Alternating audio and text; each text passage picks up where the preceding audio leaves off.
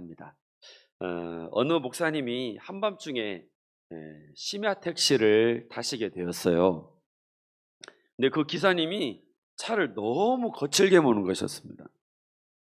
그래서 겁이 난 목사님이 점잖게 말씀드렸습니다. 저기 기사님, 길도 어둡고 험한데 차를 너무 빨리 모는 거 아닌가요? 그러자 택시 기사님이 대답했습니다. 자, 손님도 그렇게 무서우면 저처럼 눈을 감으세요.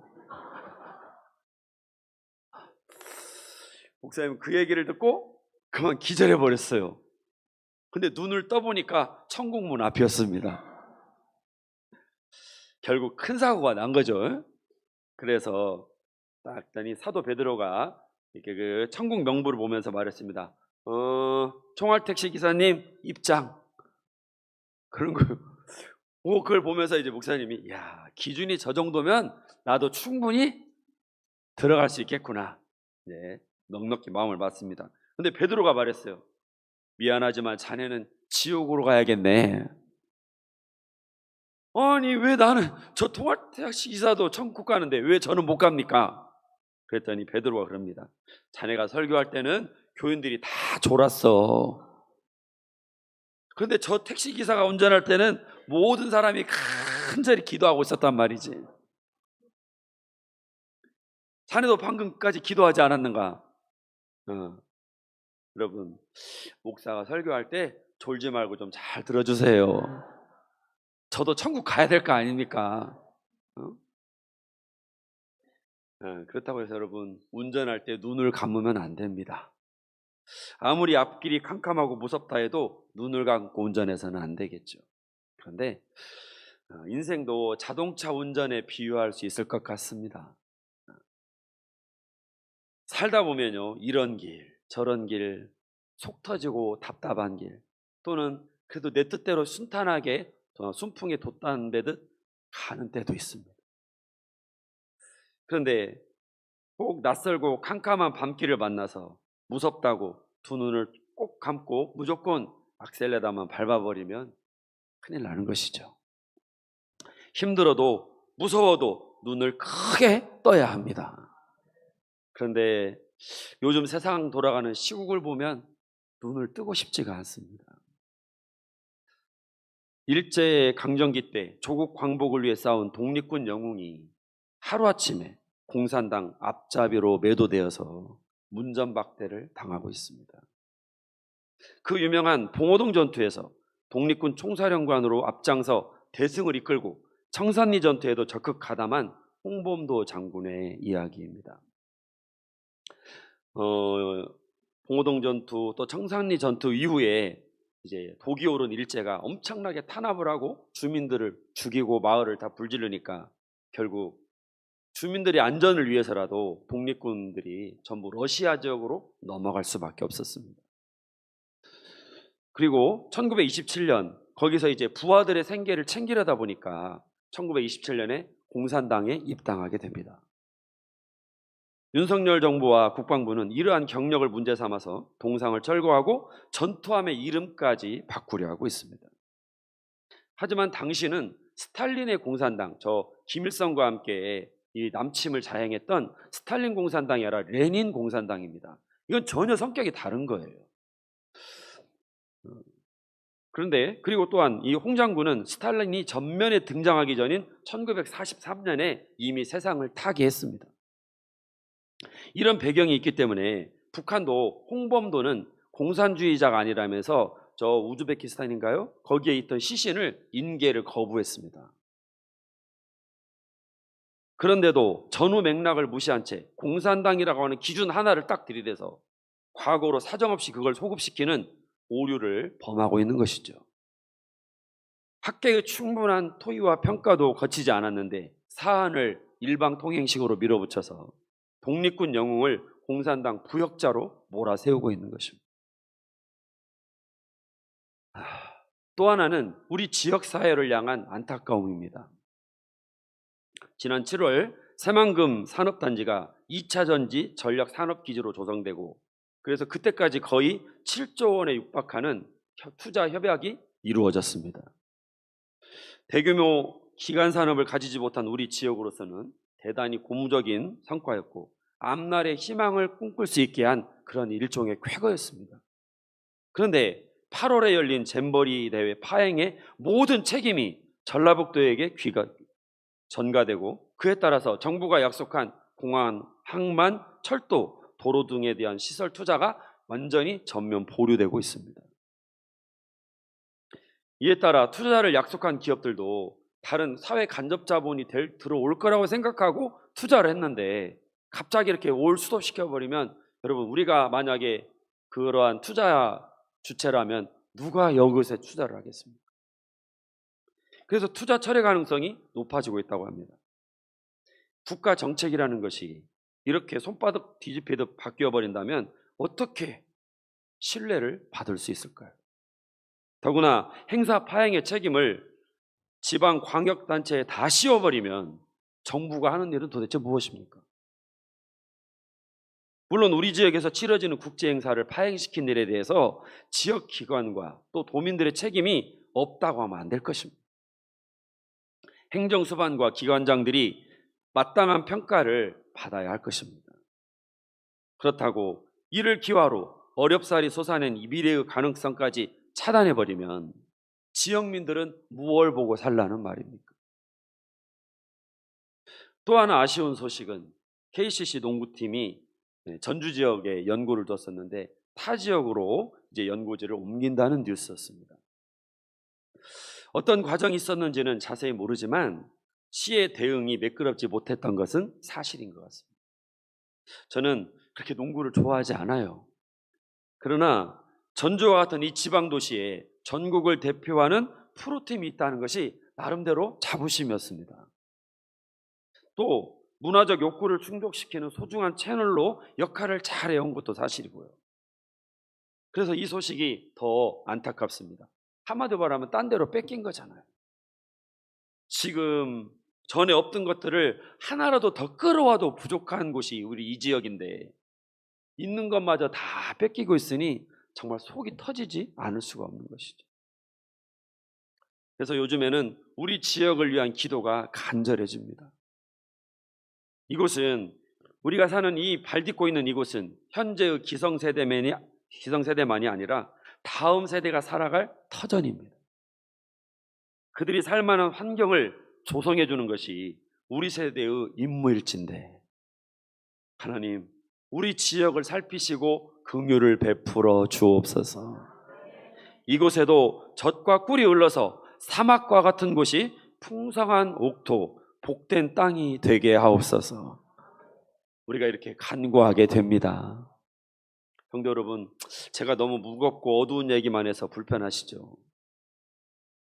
여러 정치 상황이 교회와 무슨 관계가 있나 생각할 수도 있습니다. 그러나 교회는 절의 고도에서 세상과 담쌓고 사는 별개의 공동체가 아닙니다. 세상의 한복판에 세워진 구원의 기관입니다. 이웃의 아픔과 관심에 동참하고 위로하며 협력과 소통으로 경건의 능력으로 이 땅에 온전한 하나님의 나라가 세워지도록 힘써야 하는 곳인 줄로 믿습니다. 우리 이렇게 답답하고 어두운 현실 가운데 하나님의 주권과 선하신 능력이 바로 그러한 삶의 현장에 임하고 있으며 이 땅을 향한 그분의 사랑이 함께하고 있다. 이것이야말로 복음의 진수가 아니겠습니까? 사실 그래서 저는 제 스스로가 좀 위로받고 싶었습니다. 하나님, 이렇게 답답한 현실이 벌어지는 우리의 이 삶 속에 하나님 찾아오시면 어떤 위로를 주시겠습니까? 라고 하는 간절함이 제 안에 있었던 것이죠. 그래서 이렇게 하나님의 임재가 위로가 임하기를 소원했습니다. 언젠가 그 바람의 딸 한비야 아시죠? 지도 밖으로 행구나라는 유명한 책도 있는 이분이 남부 아프리카에서 에이즈로 고통받는 현장에 다녀온 이야기를 들었습니다. 엄마 아빠들이야 잘못해서 에이즈에 걸렸다고 하더라도 부모에게 감염된 애들은 도대체 무슨 죄냐는 것이죠. 그 거대한 아프리카 절반 이하가 에이즈로 멸절할 판이라고 합니다. 우리는 에이즈로 죽어가는 그 아이들을 하루에 몇 명 죽었는지 숫자로만 기억하는데요. 한비아 선생은 그 아이들이 다 이름을 가진 아이들이라는 거예요. 우리로 말하면 예림이, 혜원이 다 이름이 있다는 거예요. 그리고 그 2-3살짜리 아이들이 감염돼 가지고 막 피부가 가려워서 긁다가 이게 피가 터지면 무슨 외계인처럼 푸른 피가 나오는 게 아니라 그 아이들도 빨간 피가 나오는 우리와 같은 아이들이라는 것이죠. 그래서 그 아이들이 죽으면 부모는 하루 종일 통곡한다고 합니다. 어느 날 에이즈로 초토화된 마을에 긴급 구호 활동을 나갔대요. 이런 지역에 가면 긴급 구호팀에 한 가지 하달되는 수칙이 있는데 몸이 지치면 안아주지 말라는 거예요. 아이들을 지치면. 왜 그럴까요? 그렇죠. 면역력이 떨어지면 잘못하면 감염될 수 있기 때문에 아이들을 내가 튼튼할 때는 몰라도 약할 때는, 지칠 때는 안아두지 마라, 피부 접촉하지 마라, 이게 긴급 구호팀에 하달되는 수칙이랍니다. 그런데 폐허처럼 망가진 마을에 들어섰더니 나무 밑 여기저기 힘없이 쓰러져 있던 아이들이 있었는데 이렇게 동양인이 갑자기 동글동글하게 생긴 이 낯선 이방인이 오니까 아이들이 폴딱 일어나더니 한비아 선생에게로 막 달려오더래요. 그 순간 한비아 선생의 머릿속이 너무 복잡하고 몸이 목석처럼 굳었어요. 이걸 도망가야 되나? 아니, 이 애들 알아줘야 되나? 그렇게 이제 고민하고 있는데 벌써 아이들이 와서 벌써 와락 안겨버렸어요. 그래서 이윽고 자신도 모르게 아이들을 하나씩 꼭 안아주었다. 근데 그날따라 흰 옷을 입고 갔는데 온 옷에 피고름이 범벅이 되었다고 합니다. 그런데 웬일인지 하나도 두렵지가 않더래요. 그때의 순간을 그분은 이렇게 회고했습니다. 그때 거기서 그 아이들을 안아준 것은 평소의 제가 아니에요. 나는 겁도 많고 소심해서 절대로 그렇게 못합니다. 그때 거기에서 그렇게 한 것은 하나님이 긍휼히 여기는 마음을 주셨기 때문이에요. 그게 제 마음 아니에요. 하나님 마음이에요. 이러한 하나님의 긍휼이 우리에게도 임하기를 간절히 소망합니다. 의기소침한 자들을 일으키고 답답한 현실을 버티고 견디게 하며 앞을 향해 달려가게 만드는 힘은 무엇일까요? 그건 바로 생명의 떡이 되신 예수 그리스도이십니다. 오늘 함께 51절의 말씀을 봉독합니다. 시작.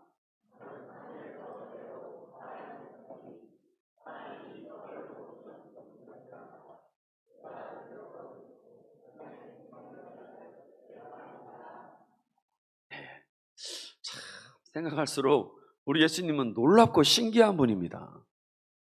그 구원의 진리, 그 어려운 구원의 진리를 어쩌면 이리도 알아듣기 쉽게 평이한 말로, 직관적 언어로 설명하실 수 있을까?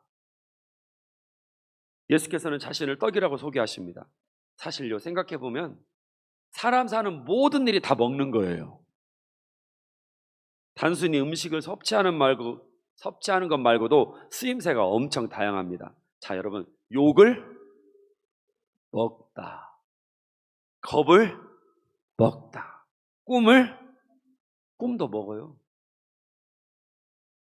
아삼육이 되어서 죽은 애들끼리 다 해쳐 먹다. 응?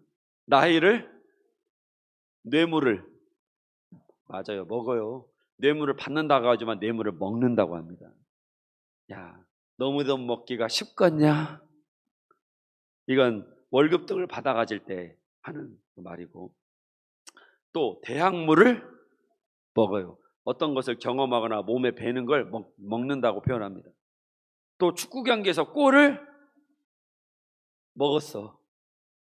실점당했어요. 그때도 먹는다고 하잖아요. 자, 여러분, 사람의 모든 행동이 먹는다는 말로 표현될 수 있을 만큼 그 쓰임새가 굉장히 다양하잖아요. 달리 말해서 먹는 일은 그만큼 인간 삶의 가장 기초, 뿌리가 된다는 것입니다. 그렇습니다. 사람은 뭐가 되었든 먹어야 삽니다.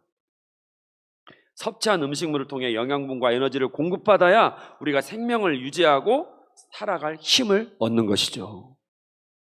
그게 좋은 음식이냐 질 낮은 음식이냐? 이건 둘째예요. 일단 하루 세끼 뭐 해야? 먹어야 삽니다. 그래서 예수께서는 말씀하십니다. 나는 하늘에서 내려온 살아있는 떡이니 사람이 이 떡을 먹으면 뭐하리라? 영생하리라. 자, 예수께서 영생의 떡이 되신다는 말씀은 대체 무슨 뜻일까요? 이 말씀을 우리가 어떻게 받아들여야 될까? 주님께서 죄인을 살리는 유일한 구원자가 되심을 인정하고 그분을 중심에 영접하라는 것입니다. 밥을 못 먹으면 살 수 없듯이 우리도 예수께서 계시지 않으면, 예수 없으면 살 수 없는 사람임을 인정하라는 거예요. 우리에게는 다른 대안이 없고 다른 자구책도 없습니다.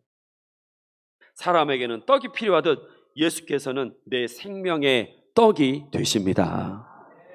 내 영의 자유함과 기쁨과 힘의 근원이 되시고 나를 하나님께 붙들어 매어주시는 분이 예수님이십니다. 내가 죄인인 것과 자력으로는 하나님의 영광에 이를 수 없다는 것, 그럼에도 마치 내가 대단한 능력과 지혜와 용기를 가진 것 마냥 자기를 속이고 이웃을 속이고 허영과 위선을 떤 것, 그 부끄러운 실체를 자백하고 겸손하게 눈물로 은총을 구하는 이에게 하나님은 예수 그리스도를 선물로 주십니다. 그분은 우리의 허물과 죄악을 감당하실 유일한 구원자이신 것이죠. 사도행전 4장 12절 시작.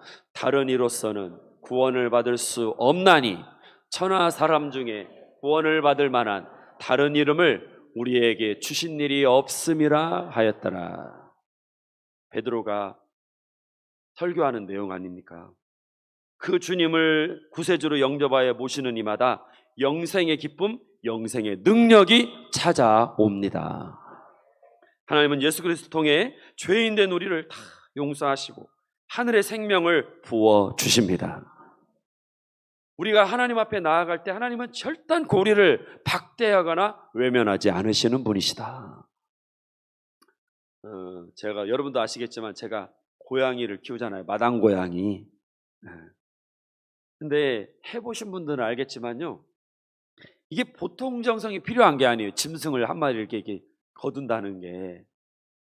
제가 이제 우리 고양이 2마리를 하루에 2번씩 때에 맞춰서 딱딱 그 사료를 주는 일이요, 그렇게 이게 간단한 일이 아닙니다. 자, 아침에 해 뜰 때, 그리고 이제 해 진력에 우리 고양이들이 딱 우리 문 앞에 와서 떡하니 기다려요. 그리고 내가 안 나가잖아요. 그럼 밖에서 야옹야옹 밥 내놔라 이 집사놈아 라고 막 해요. 그래서 제가 오죽하면 우리 고양이에게 별명을 붙였어요. 빚쟁이라고. 그렇게 당당할 수가 없어요. 평상시에는 이게 사실 뭐 고양이 밥 주고 하는 게 이렇게 많이 부담스럽지 않은데, 예를 들면 주일이나 이럴 때 바쁠 때 있잖아요. 또 피곤할 때, 그때는 이게 보통 이게 짜증나는 게 아닙니다. 그래서 밥그릇도 깨끗이 씻어야 되고 물그릇도 깨끗이 그 이끼 끼어지거든요. 요즘에는 그거 다 해서 깨끗하게 이렇게 진상을 해드려야 이제 식사를 하셔요. 더군다나 이게 밥을 먹어도요, 얘네들이 예쁘게 먹으면 좋은데 그 야생의 습관이 남아있어요. 얘네들은. 그래가지고 이렇게 막 고개를 좌우로 내두르면서 먹어요. 고양이 키우신 분들은 아마 이게 뭔 말인지 다 아실 거예요. 그래가지고 얌전히 먹으면 괜찮은데 이 사료가 이리로 막 저리저리 막 튀어요. 근데 여러분, 고양이 사료가요, 고양이는 육식동물이잖아요. 그래서 전부 닭고기 막 그런 거거든요. 그래서 이렇게 해보면 기름이 엄청 많습니다. 사료가 안에. 그러니까 이게 바닥에 떨어지면 누가 찾아올까요? 쥐는, 고양이 있는 곳에 쥐는 없어요. 개미께서 찾아오십니다. 개미가 군단으로 한 3개 군단이 오는 것 같아요. 그래가지고 그냥 밥그릇 안에도 개미, 출입문 앞에도 가면 그냥 사방이 개미 천지입니다. 그래서 이게 웃기는 건요, 밥그릇 안에 불청객을 초청한 장본인이면서도 개미가 붙어 있으면 이 빚쟁이들이 식사를 안 하셔요. 그걸 다 쏟아서 개미를 다 털어내고 깨끗한 상태로 만들어야 드십니다. 이게 상전도 이런 상전이 없어요. 그런데 여러분, 제가 이렇게 귀찮으면 그냥 고양이를 박대하든지 쫓아내든지 하면 되잖아요. 그런데 절대 그렇게 못합니다. 왜 그러느냐? 세상에서 나에게 밥 줄 사람은 저 인간뿐이다. 내가 있을 곳은 이 집뿐이다. 비록 말 못하는 짐승이지만 이렇게 믿고 행동하기 때문에 그 믿음이 저를 기꺼이 고양이 시중을 드는 집사를 되게 만들더라고요. 여러분, 고양이의 믿음도 이렇게 힘이 있는데, 역사하는 힘이 있는데, 하물며 우리가 하나님을 믿고 예수 그리스도를 믿을 때 얼마나 더 큰 역사가 나타나겠습니까? 죄인을 눈과 같이 정결케 하시고 낙심한 자를 일으키시고 앞길이 캄캄한 자에게는 밝은 빛을 주시고 꿈을 이룬 자에게는 영생의 소망과 비전을 주시는 은혜의 하나님이십니다. 그러니 죄인의 구세주 되신 예수님을 영접하십시다. 그분 앞에 엎드려 은총을 간구하십시다. 생명의 떡 예수 그리스도를 먹고 마시는 자는 영생을 누리고 배에서 생수의 강이 흘러나올 줄로 믿습니다. 둘째로 이 떡을 먹으면 영생하리라는 말씀은 예수 그리스도를 통해 지금 영생을 누리라는 초청입니다. 광야 시대 이스라엘 백성들은요, 하늘에서 내려오는 만나를 먹었는데도 다 죽었어요. 출애굽 1세대 중에 가나안 땅에 들어간 사람은 여호수아 갈렙 두 사람밖에 없습니다. 죽었다는 것은 하나님의 심판을 받았다는 거예요. 그러나 생명의 떡 예수를 먹는 자는 더 이상 줄이지도 않고 죄로 인해 멸망하지도 않습니다. 왜냐하면 그 떡이 살아서 지속적으로 정결함과 자유함을 주고 기쁨과 산소망을 주고 지혜와 생명, 생수를 공급해 주시기 때문에. 할렐루야. 예수 그리스도는 살아계십니다. 요한복음 10장 10절 시작. 도둑이 오는 것은 내가 온 것은 양으로 생명을 얻게 하고 더 풍성히 얻게 하려는 것이라. 자, 여러분, 우리가 우리나라에 얼마 전에요, 초전도체 광풍이 불었습니다. 응? 발표자의 내용이 사실이면 이 문명의 차원을 한 단계 끌어올리는 엄청난 기술이고, 또 우리가 머지않아서 초강대국이 될 거라고 하는 부푼 꿈이 있었어요. 그때 인터넷에 보니까 패러디를 하기를, 우리나라 총수들이 떡 하나 앉아 있고 우리 빈살만 그 사우디 왕세자가 무릎 꿇고, 예, 저는 저쪽 사막에서 조그마한 기름집을 운영하고 있습니다. 이렇게 패러디한 것이 있을 만큼 우리나라를 최강대국으로 만들어줄 거라고 막 하여튼 그렇게 대단했습니다. 그러나 안타깝게도 결국은 아닌 걸로 판명이 됐죠. 그런데 만일 그 기술이 실용화되면 전기차의 경우에요, 한 번 충전하면 수천 킬로미터를 갈 수 있다고 합니다. 지금은 막 600km 가면 엄청 많이 가는 거잖아요. 수천 킬로미터. 그래서 지구 온난화까지 해결할 거라고 하는 기대를 받았던 그것이 바로 초전도체 기술입니다. 그런데 여러분, 이보다 더 놀라운 사건, 이미 실현된 기적은 예수 그리스도가 영생의 떡이 되신 것입니다. 그 떡을 먹는 자마다 한 번 먹으면 더 이상 줄이거나 목마르지 않도록 힘을 공급받되 지금부터 영원까지 지속되기 때문입니다. 할렐루야. 지난 월요일 저녁에 우리 이면순 집사님께서 별세하셨습니다. 우여곡절 끝에 우리 집사님 시신을 현대장례식장으로 모셔다가 임종 예배를 드리고 다음날 오전 9시에 발인 예배를 드림으로 모든 일정을 마무리했습니다. 우리 이면순 집사님은 젊어서는 교회하고는 담을 쌓고 풍류와 가물을 즐기시던 분이었습니다. 이런 전력을 잘 아는 우리 신중리 주민들에게 이면순 씨가 교회에 나간다? 이건 엄청난 빅뉴스였고 충격에 가까웠어요, 사실. 그런데 집사님은 교회에 발을 들이신 이후로 친구인 우리 김상배 집사님과 함께 새벽 예배를 열심히 참석하셨습니다. 그런데 귀가 잘 안 들리셔요. 그래가지고 제가 몇 장, 502장 찬송하겠습니다. 그런데 그걸 못 찾으셔요. 안 들려. 그래서 제가 어떻게 할까 고민을 하다가 우리 집사님 새벽 예배 참여하기 전에 제가 먼저 나오잖아요. 그러니까는 몇 장 찬송할 것을 포스트잇에다가 적어가지고 우리 집사님 책상 앉을 책상에다 딱 붙여놔. 그러면 이제 오셔서 그 찬송을 미리미리 찾아놨다가 이제 예배에 참여하시는 거예요. 네. 그렇게 예배를 드리셨습니다. 새벽 예배를. 그 아마 제가 뭐라고 설교하는지 잘 못 들으셨을 것 같아요. 네. 그런데도 불구하고 예배의 자리, 은혜의 자리를 사모하셔서 결석하는 법도 없이 새벽 예배 자리를 지키셨습니다. 네. 그리고 약 10개월 전에인가 8개월, 10개월 전에 자전거 사고를 당하셔서 계속 자리에 계시다가 누워 계시다가 결국 교회를 못 나오시고 하나님의 부름을 받으셨습니다. 그리고 이제 제가 임종 예배와 발인 예배를 드리는데요. 그렇게 찬송이 잘 되는 거예요. 네.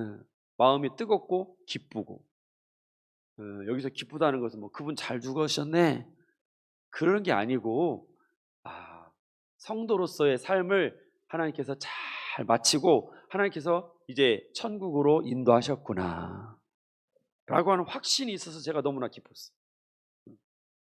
그리고 말씀도 제가 항상 보던 성경인데 그날따라 이렇게 눈에 탁 이렇게 해. 오, 이런 뜻이 있었네 라고 이렇게 하면서 제가 말씀을 전하면서 제가 은혜 받은 참 신기한 그 경험을 했습니다. 사실 제가요 지난주 주보에 광고했잖아요. 저는 월요일 저녁에 어디 있어야 되나요? 안동으로 갔어야 돼요. 안동으로. 근데 제가 사실은 장례식을 마치고 와서 좀 몸이 많이 지치더라고요. 그날 월요일 날 아침에도 장례식이 있었잖아요. 우리 김선정 원사님 장례식도 있고 해서 제가 좀 여러 일정이 겹치다 보니까 지쳐서 3시간 반을 운전하고 안동까지 갔다가 또 그 다음날 일찍 하여간 일이 있어서 나와야 됐었어요. 그걸 생각하니까 나 가다가 아무래도 사고 낼 것 같아서 아이고 모르겠다 나 안 갈란다 했더니 그날 저녁에 우리 이면수 집사님이 딱 부르심을 받은 거예요. 참 신기하죠? 일정이 이렇게 딱 맞았어. 그래서 오히려 피곤했었는데 우리 이면수 집사님 장례식을 마치고 나니까 그렇게 기쁘고 감사하고 새 힘이 솟는 겁니다. 자, 이러한 은혜와 거듭남의 사건은 예수님께서 영생의 떡이 되셨기에 나타난 일입니다.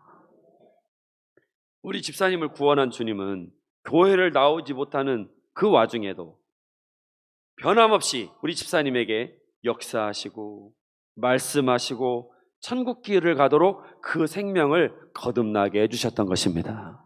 할렐루야. 그래서 나는 하늘에서 내려온 살아있는 떡이니 이 떡을 먹는 자마다 영생하리라. 사랑하는 성도 여러분, 우리는 날마다 낙심하고 넘어지며 삶의 의욕을 잃어버립니다. 오늘은 다행히 제가 천국 갈 수 있도록 여러분이 잘 들어주시네요. 네, 고개 숙인 분이 별로 안 보여서 감사합니다. 우리는 그렇게 삶의 의욕을 잃어버립니다. 부정할 수 없는 현실이에요. 하지만 그 자리에 우리가 주님을 초청하는 생명의 떡을 먹으면 새로운 역사가 일어납니다. 절망을 소망으로, 연약함을 강함으로, 죽음을 생명으로 바꾸시는 구원의 주를 만나게 될 것입니다. 도종환 시인의 담쟁이를 소개하고 설교를 마칠까 합니다. 저는 이 시인이 말하는 담쟁이가 예수님을 많이 닮았기 때문이라고 생각해서 이 시를 봉독합니다. 저것은 벽, 어쩔 수 없는 벽이라고 우리가 느낄 때 그때 담쟁이는 말없이 그 벽을 오른다. 물 한 방울 없고 씨앗 한 톨 살아남을 수 없는 저것은 절망의 벽이라고 말할 때 담쟁이는 서두르지 않고 앞으로 나아간다. 한 뼘이라도 꼭 여럿이 함께 손을 잡고 올라간다.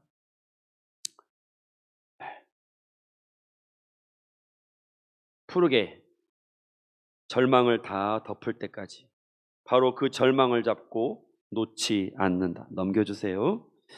저것은 넘을 수 없는 벽이라고 고개를 떨구고 있을 때 담쟁이 잎 하나는 담쟁이 잎 수천 개를 이끌고 결국 그 벽을 넘는다.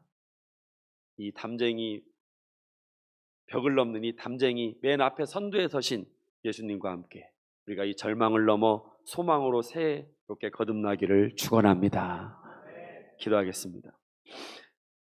살아계신 주님, 우리에게 찾아오시고 우리의 낙담한 자리에 위로와 소망으로 새롭게 하여 주옵소서. 영생의 떡을 먹을 때 우리가 거듭나게 되며 하늘 소망으로 주저앉았던 자가